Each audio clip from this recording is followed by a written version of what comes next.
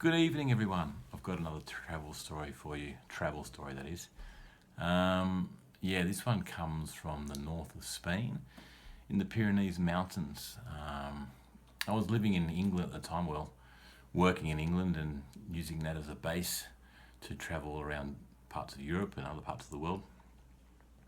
Anyway, I had a friend who was working as a nanny in the north of Spain, just near the Pyrenees. And so I thought I'd go and visit her, and I had a nice time there. It was a family who were living there. They were actually an Australian family. The dad was a vet, and they'd just chosen to live in that part of the world, a very nice part of the world. And they were very accommodating, very hospitable. I stayed there for free, and they fed me and they showed me around the place. I had a great time. Yeah, there was one thing though that I found a little bit difficult, was that I've always liked my food and plenty of it, and they fed me well. The food was great, but they only had small portions. They didn't eat a lot, and it was a bit awkward because I didn't really feel like I could help myself to the fridge. That would have been very rude, and the other thing was it was very isolated, so I couldn't just pop out and go down the shops and grab something to eat. I didn't have any transport, and so I was starving in this house. Even though I was happy there, I was pretty hungry. But anyway, thanks to those guys, that was a lovely experience, despite being hungry half the time. Anyway, from there I went on further. I went up to the Pyrenees, and I really wanted to do a walk up there in the mountains, and that was my whole objective. That's the reason I went there, to do a walk. So I stayed in this little hotel somewhere. I can't exactly remember where, but somewhere in the mountains. And I thought, okay, great, I'm going to go for a walk. And I wanted to do like a full day walk. It's a very beautiful area. And so I went to the information office, and they're a very proud area in the Catalan area. So they don't really like speaking Spanish, or at least when I was there, they didn't like really speaking Spanish. And I'd learnt some Spanish because I'd lived in Spain. So I thought there would be something in Spanish, but no, there wasn't. And there was nothing in English, just Catalan.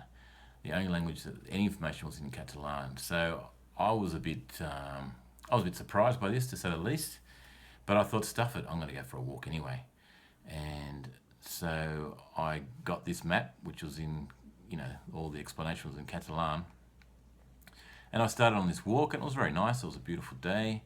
And I'm walking along, and then after a little while, I came to these bulls on the middle of the track.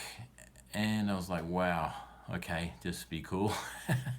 And so I just headed around them. It was fine. I was quite surprised. It didn't seem to bat an eyelid. Anyway, so I got past them. I kept walking. And I thought this track was going to turn around, like do a big circuit. But it didn't really turn around. It was starting to get sort of mid-afternoon. I'm thinking, I don't know about this track, but I was so determined to do this walk, I thought I'll just keep going. Anyway, it turned a little bit, but not much, and it was dusk.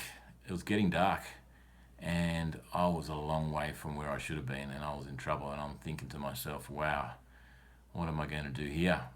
And anyway, I ended up at this house at the end of the track, and there was a guy there, and I sort of said hello or hola in Spanish, and asked him in Spanish how to get back, and he just said, just go back the way you came. And I'm like, man, that's a long way. I've been walking all day, and there's bulls on the track, and I think I'm going to be sleeping in the forest tonight, and we're on the path.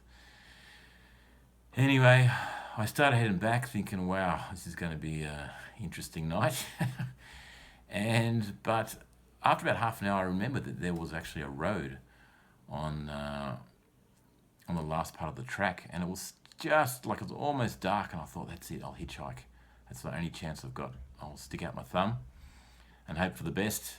And lo and behold, 2 minutes later, I got a lift back to the town, and it saved my butt.